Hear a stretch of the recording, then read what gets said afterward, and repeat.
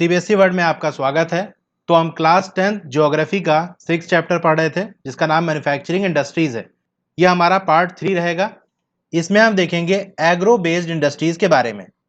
हमने पिछले लेक्चर में इंडस्ट्रीज के क्लासिफिकेशन के बारे में पढ़ा था, तो उसमें से ही एक क्लासिफिकेशन एग्रो बेस्ड है। इसमें कौन कौन सी इंडस्ट्रीज आती हैं? Cotton, jute, silk, woollen textile, sugar, edible oil etcetera. Industries are based on agricultural raw material. तो एग्रो बेस्ड इंडस्ट्रीज वो इंडस्ट्रीज हैं जहां पर जो रॉ मटेरियल है वो एग्रीकल्चर से ऑब्टेन होता है, यानी खेती के जरिए मिलता है। अब यहां एक फ्लो डायग्राम दिया हुआ है, value addition in the textile industry. इसको हम देख लेते हैं। तो वैल्यू एडिशन के बारे में हम थोड़ा अभी बाद में देखते हैं, पहले ये देखते हैं डायग्राम से क्या समझ में हमको आता है। पहला प्रोसेस है आपका फाइबर प्रोडक्शन, यानी रेशा बनाना। अब कॉटन का जो प्लांट होता है, अगर हम कॉटन की बात करें तो पहले कॉटन की प्लांट से कॉटन को निकाला जाता है, फिर फाइबर की प्रोसेसिंग की जाती है और उससे फाइबर यानी उससे रेशा मिलता है। क्योंकि जब कॉटन तोड़ते हैं उसके अंदर सीड भी होती है और भी चीजें मिली होती हैं, उसको साफ वगैरह करके और सीड वगैरह निकाल के, तो ये जो प्रोसेस होता है वो फाइबर प्रोडक्शन होता है। यहां से हमको मिलता है रॉ फाइबर। अब इस रॉ फाइबर को भी हम बेच सकते हैं, यानी ये भी एक तरह का प्रोडक्ट है जिसको बेचा जा सकता है। अब ये रॉ फाइबर और आगे कैसे यूज होता है? अगला प्रोसेस आपका स्पिनिंग आता है, यानी अब जो रेशा मिल गया, फाइबर हमको मिल गया, उससे हम क्या बनाएंगे? धागा बनाएंगे। यार्न मतलब धागा होता है, ठीक है। और कैसे बनता है? स्पिनिंग प्रोसेस से। फिर धागा बन गया, अब क्या काम है कि उसको बुना जाए, उस धागे से मिला मिलाकर हम कपड़ा बनाए। तो उसमें दो चीज आती है, एक वीविंग हो गया और दूसरा आपका नेटिंग हो गया। इन दोनों का वैसे मतलब हिंदी में तो बुनना ही होता है, लेकिन इनके प्रोसेस में थोड़ा सा फर्क है। अगर हम वीविंग की बात करें, इसमें क्या होता है, धागे को हॉरिजॉन्टल ऐसे लगा दिया जाता है, बिल्कुल करीब करीब एक दूसरे से सटा के, बिल्कुल ठीक है। और हॉरिजॉन्टल और वर्टिकल ऐसे लगा देते हैं, ठीक है। इस तरह से लगा देते हैं तो ये पूरा एक कपड़े का टुकड़ा बन जाता है। आप किसी कपड़े को बहुत बारीक तरीके से, बहुत ध्यान से देखिए करीब से, तो आपको लगेगा उसमें हॉरिजॉन्टल और वर्टिकल ऐसे और ऐसे धागे लगे हुए हैं। तो यह प्रोसेस होता है वीविंग। और निटिंग क्या होता है? इसमें लूप बनाकर ऐसे और यहां से धागा पास करा के, जैसा आपका स्वेटर बुनी जाती है ना, तो स्वेटर बुनने को हम इंग्लिश में क्या कहते हैं? निटिंग स्वेटर ना। हम ये थोड़ी ना कहते हैं वीविंग स्वेटर। निटिंग इसलिए कहते हैं क्योंकि उसमें दूसरी तरीके से स्वेटर को बुना जाता है। आपने देखा होगा घरों के अंदर स्वेटर जब बुनी जाती है तो किस तरह से बुनी जाती है। उसमें ऐसे गोल सा होता है, उससे पास कराया जाता है। मुझे तो नहीं पता कि स्वेटर कैसे बुनी जाती है, लेकिन इतना मालूम है कि ऐसे कुछ लूप सा होता है और उसी में से धागा डालते हैं और दो स्टिक होती है, उसकी मदद से बुना जाता है। तो वो आपका नीटिंग हो गया। तो दोनों ही प्रोसेस से आपको क्या मिलता है? फैब्रिक मिलता है, कपड़ा मिलता है। अब कपड़े का जो डिजाइन है, जो इसको टेक्सचर कहते हैं यानी बनावट है, वो दोनों से फर्क हो जाती है। वीविंग में अलग तरीके की बनावट आती है और निटिंग में अलग तरह की बनावट आती है। अब आपके सामने कपड़े का टुकड़ा तैयार हो गया है। अब व्हाइट कलर का होगा, यानी जो कॉटन का कलर होगा उसी कलर का होगा ये। तो आप चाहोगे कि अलग अलग रंग का हमको मिले, तो अगला प्रोसेस क्या आता है? डाइंग और फिनिशिंग। अब फैब्रिक को भी बेचा जाता है, धागे को भी बेचा जाता है। तो ये जो एरो नीचे लगाई है, इसका मतलब है कि इसको भी हम बेच सकते हैं। या तो बेचेंगे या तो फिर उसके अगले प्रोसेस में जाएंगे, जैसे वीविंग और निटिंग हो गया, फिर आपका रंगना हो गया और फिनिशिंग हो गया। क्योंकि जो फैब्रिक बन के तैयार होता है बुनने के बाद, उसमें रुआ होता है और बहुत सारी चीजें होती है, उसको साफ किया जाता है, तो वो आपका फिनिशिंग हो गया। इसको प्रोसेसिंग भी कहते हैं हम। अब ये आपके पास एकदम बढ़िया से तैयार हो गया है, यानी आपने रंग भी लिया और फिनिशिंग कर ली, तो अब आपके सामने ये गारमेंट की तरह बनके तैयार हो गया। गारमेंट मतलब वो कपड़ा है जिसको आप यूज कर सकते हो, पहन सकते हो। यानी अगर डाइंग और फिनिशिंग के बाद डायरेक्ट लोगे, तो जैसे हम खरीदते हैं ना अक्सर कपड़ा लेकर जो सिलवाते हैं, तो कपड़े का टुकड़ा लेते हैं, तो वो आ गया यहां से डायरेक्ट गारमेंट वाला। अगला प्रोसेस क्या है? जो दूसरी फैक्ट्री के अंदर जाता है, जहां गारमेंट मैन्युफैक्चर होता है, बड़ी बड़ी जो कंपनी होती है जो कपड़ा बनाती है बहुत ज्यादा अमाउंट में, तो वो क्या होता है? मैन्युफैक्चरिंग होती है। अब आपका टेलर मैन्युफैक्चर नहीं करता, इसीलिए एक डायरेक्ट प्रोसेस होता है, यानी कपड़ा ले लिया और आपने टेलर से उसको सिलवा लिया, तो वो तो यहां से डायरेक्ट हो गया। लेकिन जब आगे जाएगा, मैन्युफैक्चरिंग के जरिए आप ले आओगे, तो ये क्या होगा? बड़ी बड़ी इंडस्ट्री में होता है, जो मशीनों से कपड़े कटते हैं और मशीनों से सिलते हैं। तो वहां से भी आपको क्या मिलता है? गारमेंट मिलता है, यानी वो कपड़ा जिसको आप पहनते हो। और कभी कभी क्या होता है, ये जो गारमेंट मैन्युफैक्चरिंग इंडस्ट्री होती है, वो क्या करती है? बनाने के बाद एक बार फिर से भेजा जाता है इसे रंगने के लिए और फिनिशिंग के लिए। तो ये पूरा आपका फ्लो डायग्राम हो गया कि कैसे क्या प्रोसेस होता है। अब हम देखते हैं ये वैल्यू एडिशन क्या है। मान लो जो हमको कॉटन का जो है टुकड़ा मिला था, जो हमने प्लांट से निकाला था, उसको हम खरीदेंगे, वो हमको 10 रुपए का पड़ा। अब फाइबर प्रोडक्शन में जो उसका बीज निकालेंगे और जो सफाई वगैरह करेंगे तो कुछ पैसा लेंगे, 5 रुपए इसने लिया। अब स्पिनिंग के लिए जब भेजा इसने तो 15 रुपए का बेचा, 5 रुपए प्रॉफिट ले लिया। अब स्पिनिंग जो करने वाली कंपनी है या जो प्रोसेस हो रहा है वहां पर 5 रुपए लगा और यहां से 20 रुपए का सामान निकला। अब वीविंग वाले को 20 रुपए का मिला, ये 25 का बेचेगा, डाइंग वाला इसको 30 का बेचेगा, गारमेंट वाला गारमेंट बनाकर इसे 35 में बेचेगा। तो आप देख रहे हो 5-5 रुपए ऐड होता जा रहा है, यानी वैल्यू का एडिशन होता जा रहा है। 10 रुपए की चीज अब कितना पहुंच गया, उसका रेट 35 पहुंच गया है। इसी को हम कहते हैं वैल्यू एडिशन, कीमत को और बड़ा करना, कीमत में एडिशन करना। अब देखते हैं हम टेक्सटाइल इंडस्ट्री के बारे में, यानी वो इंडस्ट्री जो कपड़ा बनाती है। The textile industry occupies unique position in the Indian economy. तो इंडिया की अर्थव्यवस्था में, इंडियन इकोनॉमी के अंदर ये जो टेक्सटाइल इंडस्ट्री है इसकी एक अलग ही पोजीशन है। ऐसा इसलिए because it contribute significantly to the industrial production, employment generation and foreign exchange earnings. क्योंकि इसका बहुत ही अहम, बहुत ही इंपॉर्टेंट योगदान है किस फील्ड में, इंडस्ट्रियल प्रोडक्शन में। यानी यहां से बहुत ज्यादा सामान बनता है। सीधी सी बात है, कपड़े की जरूरत तो हर किसी को होती है, बहुत ज्यादा डिमांड वाली चीज है, तो ज्यादा बनेगा। और जब कोई चीज ज्यादा बनेगी तो वहां नौकरी भी ज्यादा मिलेगी, ज्यादा लोग काम करेंगे, तो एम्प्लॉयमेंट भी जनरेट ज्यादा हो रही है यहाँ पर। और जब इसको हम बाहर बेचेंगे दूसरे कंट्री में तो वहां की जो करेंसी होगी वो हमको मिलेगी। तो इस तरह से जो फॉरेन की जो करेंसी है वो भी हमको मिल रही है। तो ये 3 फायदे इससे होंगे। It is the only industry in the country which is self-reliant and complete in the value chain, that is from raw material to the highest value added products. ये इकलौती एक ऐसी इंडस्ट्री हमारे देश के अंदर है जो कि पूरी तरह से सेल्फ रिलायंट है, यानी आत्मनिर्भर है। पूरी जो उसकी चेन है, अभी हमने चेन पढ़ी ना, फाइबर प्रोडक्शन हो गया, स्पिनिंग हो गया, वीविंग निटिंग हो गया, डाइंग हो गया, फिनिशिंग हो गया, ये सारा प्रोसेस जो होता है वो अपने देश के अंदर होता है। और जो भी चीज इसमें इस्तेमाल होती है वो सारी हमारी इंडिया की ही होती है। हमको किसी दूसरे कंट्री पे डिपेंड नहीं होना पड़ता कि ये सामान हम लेंगे तो हमारा जो है कपड़ा बनेगा। कपड़ा बनाने के लिए पूरा स्टार्टिंग से लेके एंड तक सारी चीजें जो लगती हैं वो इंडिया की होती है। बहुत सारी इंडस्ट्री है, जैसे मोबाइल की भी मैन्युफैक्चरिंग इंडिया में होती है, लेकिन जो उसमें सामान यूज होता है वो 80% से ज्यादा बाहर कंट्री का होता है। यानी हम बाहर कंट्री से सामान लेते हैं और उसको जोड़ते हैं, असेंबल करते हैं और मोबाइल बनाते हैं। तो अब टेक्सटाइल इंडस्ट्री के अंदर उसी का एक पार्ट है कॉटन टेक्सटाइल, यानी कॉटन के कपड़े, उसके बारे में हम देखते हैं। इन ancient India cotton textile were produced with hand spinning and handloom weaving technology. तो प्राचीन भारत के अंदर, यानी बहुत पहले इंडिया की अगर हम बात करें, इंडिया के अंदर तो जो कॉटन के कपड़े थे वो कैसे बनते थे। पहली बात तो जो धागा बनता था वो हाथ से बनता था, स्पिनिंग प्रोसेस से धागा बनाया जाता है तो वो हाथ से बनता था। और उससे जो कपड़ा बनाया जाता था, कपड़े का टुकड़ा जो होता है, जो कि वीविंग प्रोसेस से होता है, वो भी हैंडलूम से बनाया जाता था। हैंडलूम यानी हाथ से बनाने वाली जो मशीन होती है उसे हम हैंडलूम कहते हैं, वहां से बनाया जाता था। After 18th century power looms came into use. 18th century के बाद क्या हुआ, पावर लूम्स आ गई जो पावर से चलने वाली है, जैसे इलेक्ट्रिसिटी से चलने वाली मशीनें आ गई। उससे जो है धागे बनाए जाने लगे और उससे कपड़े बुने जाने लगे।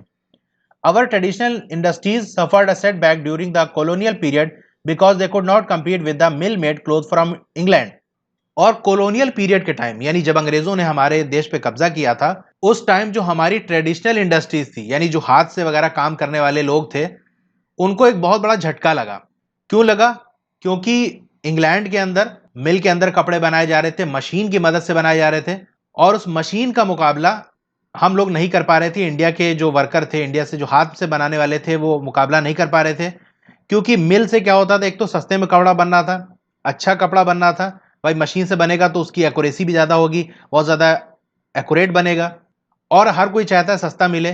तो मिल वाले कपड़े सस्ते होते थे, इसलिए जो हाथ से बनाने वाले थे उनको बहुत बड़ा झटका लगा, बहुत नुकसान हुआ। पहली जो सक्सेसफुल टेक्सटाइल मिल लगी थी वो मुंबई के अंदर 1854 के अंदर लगी थी, जो कि बहुत कामयाब हुई और बहुत अच्छी खासी चली।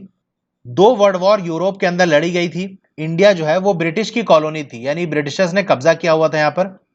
There was a demand for cloth in UK, hence they gave a boost to the development of the cotton textile industry।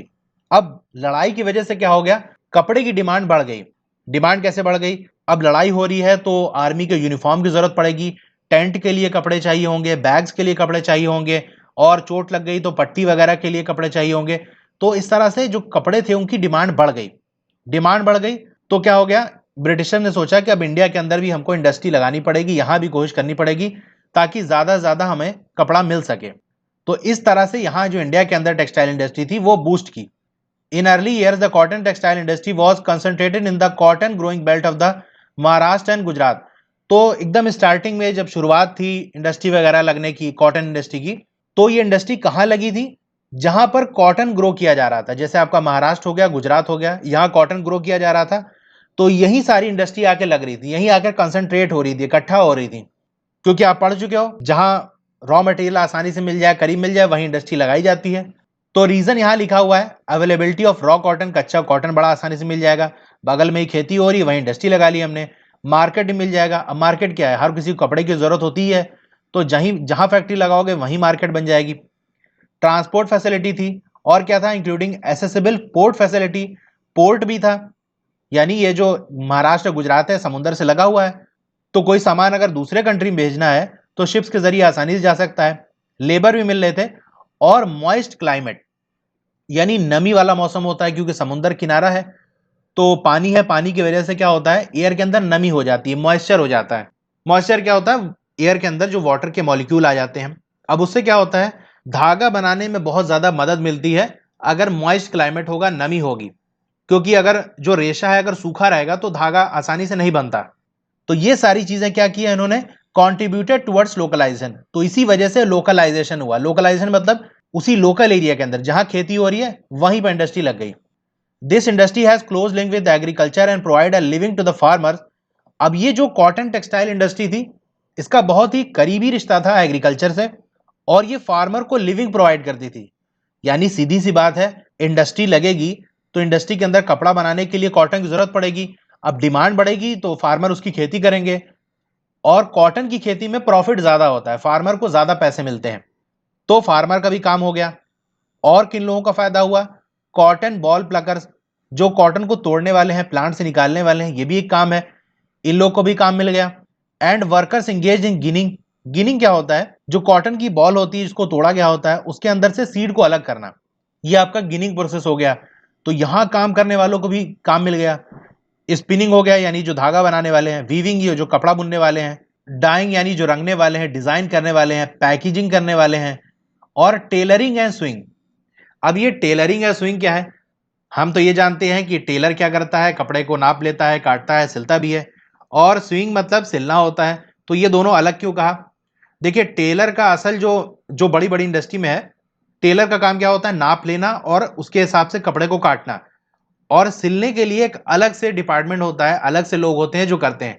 इसीलिए दोनों चीजों को अलग लिखा, टेलरिंग अलग, स्विंग अलग, यानी नाप लेना, काटना अलग और सिलना अलग।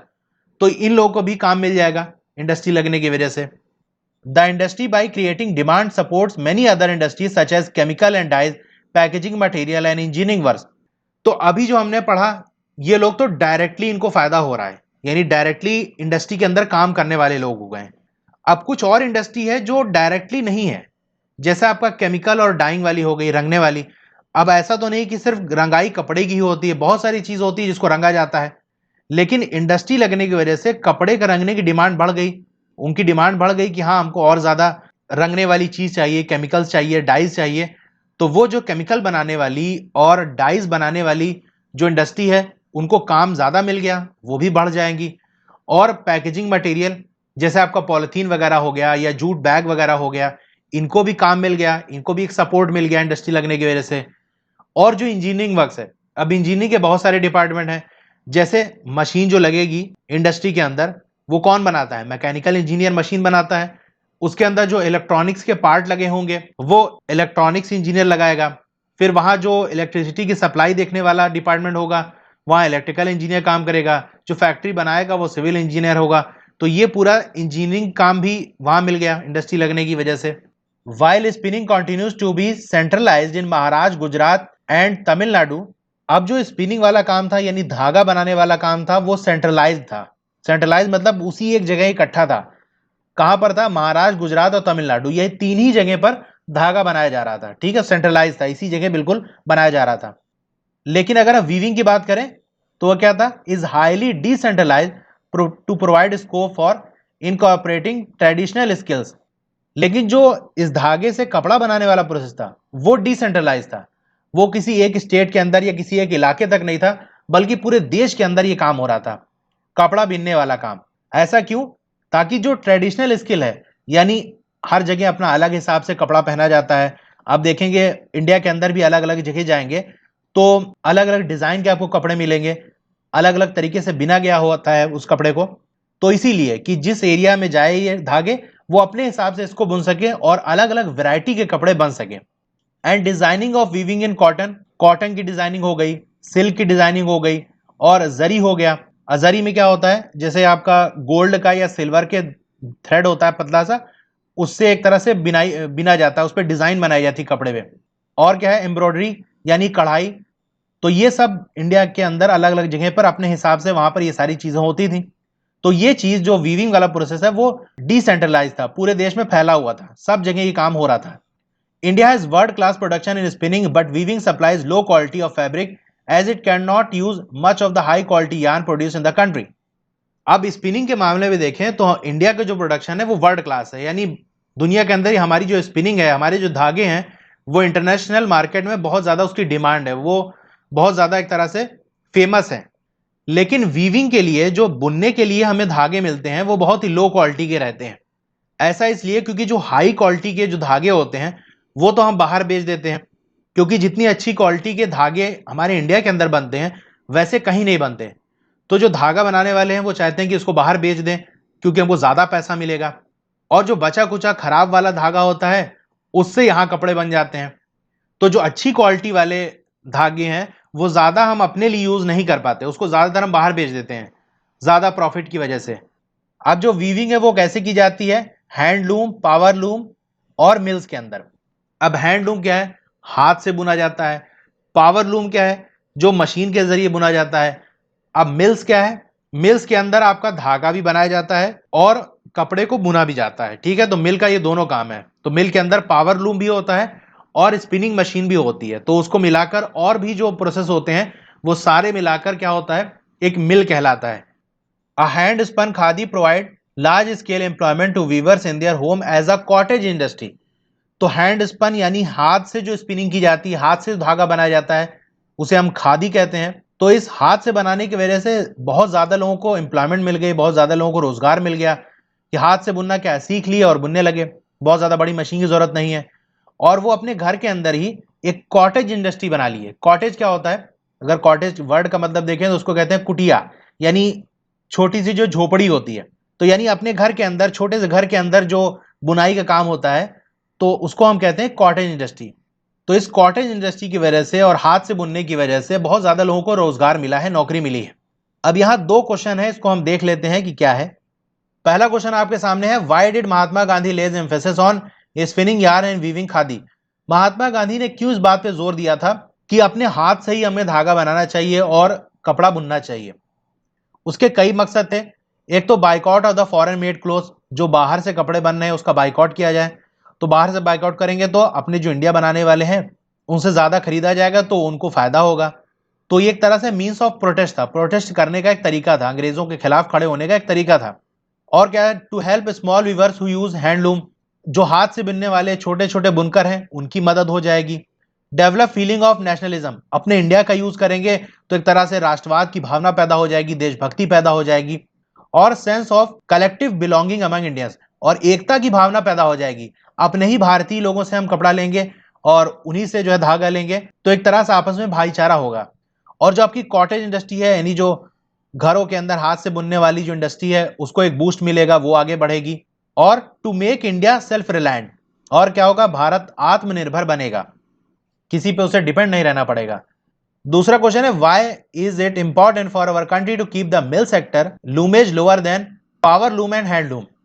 लूमेज क्या होता है, कितने धागे लगेंगे कपड़ा बनाने के लिए। मान लो इतना बड़ा कपड़ा है, इसको बनाने में कितना धागा इसमें खर्च होगा, इसको हम लूमेज कहते हैं।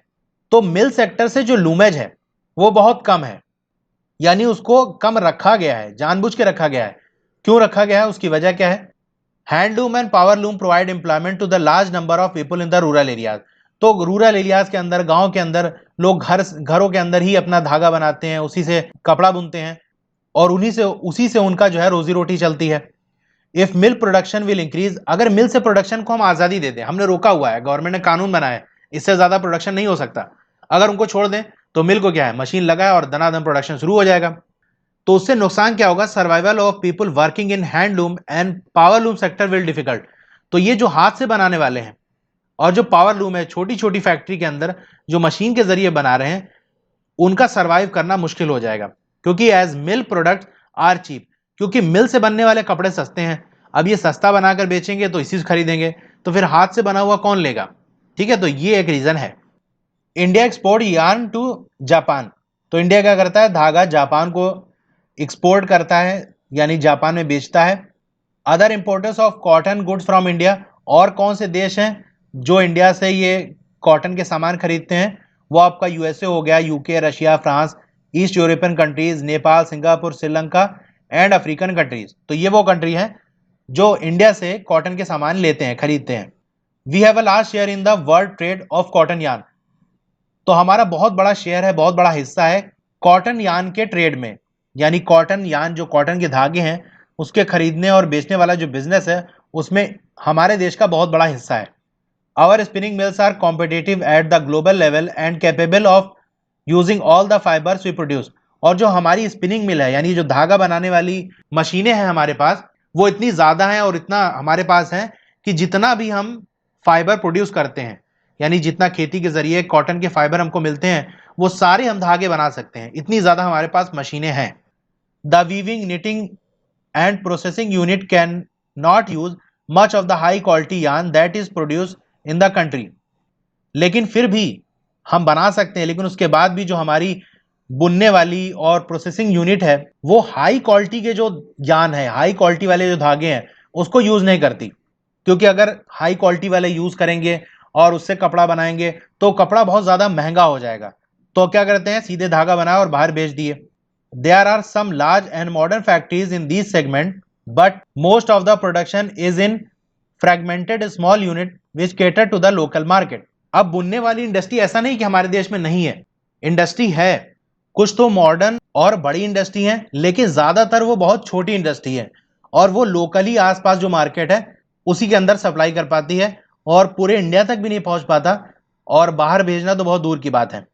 This mismatch is a major drawback for the industry. तो ये जो हमारी कॉटन इंडस्ट्री है उसको यहीं से बड़ा नुकसान होता है कि हम धागा तो चलिए बेच लेते हैं, लेकिन जो हम कपड़ा बनाते हैं वो अच्छी क्वालिटी का नहीं होता। इससे एक नुकसान क्या होता है, अपने इंडिया के अंदर भी जो जिनके पास पैसा है वो लोग नहीं खरीदेंगे, सीधी सी बात है, हर कोई चाहता है ब्रांडेड कपड़ा पहने, हम बाहर की कंट्री का कपड़ा पहने। तो सिर्फ जो मिडिल क्लास के लोग हैं या गरीब लोग हैं वही अपने इंडिया वाले कपड़े यूज करते हैं, और हम बाहर भी नहीं बेच पाते। और धागा अगर हम बेचते हैं उससे ज्यादा फायदा नहीं होता, अगर उस धागे से हम कपड़ा बनाकर तब बेचें, गारमेंट बेचें, तो और ज्यादा प्रॉफिट होगा। तो यहां आकर हमारी इंडस्ट्री को एक नुकसान होता है कि हम धागा तो बेच रहे हैं लेकिन कपड़ा नहीं बेच रहे हैं। As a result many of our spinners export cotton yarn while garment manufacturers have to import fabric, और इसी वजह से जो हमारे बहुत सारे स्पिनर्स हैं जो धागा बनाते हैं वो क्या करते हैं, कॉटन के धागे को एक्सपोर्ट करते हैं, दूसरे देश में बेचते हैं। वहीं जो गारमेंट बनाने वाली, जो हमारा कपड़ा बनाने वाली इंडस्ट्री है, अब गारमेंट मतलब वो कपड़े जो हम पहनते हैं, एक तो हमारा जो कपड़े का टुकड़ा हो गया वो तो फैब्रिक हो गया, और एक क्या होता है जो सिलने के बाद जैसे जीन्स हो गई या शर्ट हो गई तो वो गारमेंट के अंदर आता है। तो जो गारमेंट बनाने वाली इंडस्ट्री है उसको जो फैब्रिक है, कपड़े का टुकड़ा है, वो बाहर से लेना पड़ता है, यानी धागा तो हम बाहर बेचते हैं लेकिन वो लोग उस धागे से कपड़ा बनाते हैं, कपड़े का टुकड़ा बनाते हैं और वो हमको ही बेचते हैं। Suppose that yarn is sold at 85 पर केजी। अब मान लो, देखो नुकसान कैसे होता है, अब धागा है, मान लेते हैं 85 रुपए पर केजी के हिसाब से हमने धागा बाहर बेच दिया। If it is sold as a trouser it fetches 800 per KG. लेकिन अगर हम धागा ना बेचते और क्या करते, उस धागे से हम एक ट्राउजर बना लेते, अब उस ट्राउजर को बेचते तो उसका मार्केट का रेट कितना होता, 800 पर केजी। तो आप सोच रहे हैं इतने प्रोसेस के अंदर कितनी ज्यादा वैल्यू बढ़ गई, 85 रुपए से हमारा 800, यहां प्रॉफिट ज्यादा होगा। लेकिन हम पहले हमको धागा मिला और बेच दिया, उसी से फायदा ले लिया। अगर हम इसको ट्राउजर में कन्वर्ट करते तो और ज्यादा पैसा मिलता। Value is added at every stage from fibre to yarn to fabric and to garment. तो वैल्यू ऐड होती चली जाती है, जैसे कि हम फ्लो डायग्राम में देख चुके हैं कि जो फाइबर है, रेशा है, उससे धागा बनाने से, धागा से कपड़ा बनाने से, कपड़े से जो आपका ड्रेस है, कॉस्ट्यूम है, उसको बनाने में हर बार जो है वो वैल्यू ऐड होती जाती है और दाम बढ़ता चला जाता है। Why is it important for us to improve our weaving sector instead of exporting yarn in the large quantities? अब यहाँ एक क्वेश्चन है, ये पूछा जा रहा है कि हमें क्यों जरूरत है कि अपने जो वीविंग सेक्टर है उसको हम इंप्रूव करें, बजाय ये कि सीधे हम यान को यानी धागे को बेच दें, यानी धागे को ना बेचें बल्कि उससे हम बुन के कपड़ा बनाकर फिर बेचें। तो ये क्यों जरूरी है? तो सिंपल सी बात है, जैसा अभी हमने ऊपर वाला एग्जाम्पल देखा कि अगर हम उससे कपड़ा बना के बेचेंगे तो ज्यादा प्रॉफिट होगा। दूसरी बात, अपने इंडिया के अंदर हमारी इतनी ज्यादा बड़ी मार्केट है कि इंडिया के अंदर ही हम बेच सकते हैं, वरना जिसके पास थोड़ा पैसा होता है तो चाहता है कि ब्रांडेड कपड़ा पहने, जो बाहर कंट्री की कंपनी उसका हम कपड़ा पहने। तो अगर हमारी ही इतनी अच्छी क्वालिटी कपड़ा बनेगा तो हम खुद ही खरीद सकते हैं और दूसरे देश में बेच सकते हैं। तो ये कुछ फायदे हैं वीविंग सेक्टर को इंप्रूव करने के। Although we have made significant increase in the production of good quality long staple cotton, the need to import is still felt. अब जो अच्छी क्वालिटी के लॉन्ग स्टेपल कॉटन है, ये एक कॉटन का टाइप है, long staple cotton, short staple cotton. तो जो लॉन्ग स्टेपल कॉटन है अच्छी क्वालिटी वाले, उसके प्रोडक्शन में हमने इंक्रीज तो की है, अच्छी खासा उसमें इंक्रीमेंट हुआ है, यानी पहले से ज्यादा और ज्यादा हम प्रोडक्शन कर रहे हैं, लेकिन फिर भी हमको बाहर से कॉटन खरीदना पड़ता है, जरूरत पड़ती है। जैसा कि रीजन हम डिस्कस कर चुके हैं, अच्छे वाला हम सारा बेच देते हैं बाहर, तो अगर हमको कपड़ा बनाना पड़ेगा तो हमको बाहर से खरीदना पड़ता है। Power supply is erratic. अब प्रॉब्लम क्या है, जो पावर सप्लाई है वो इरेटिक है, यानी देखते हैं लाइट आ रही है जा रही है, तो इलेक्ट्रिसिटी का सप्लाई भी कांस्टेंट नहीं है।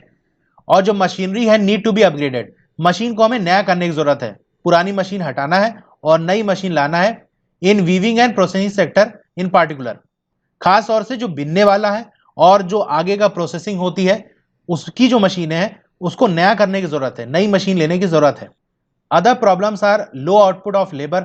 और दूसरी प्रॉब्लम क्या है कि जो लेबर हैं वो जितना काम कर सकते हैं उतना काम नहीं करते, एक लेबर से जितना हमको काम मिलना चाहिए वो नहीं मिल पा रहा है। And stiff competition with synthetic fibre industry. और एक कांटे की टक्कर है सिंथेटिक फाइबर इंडस्ट्री से।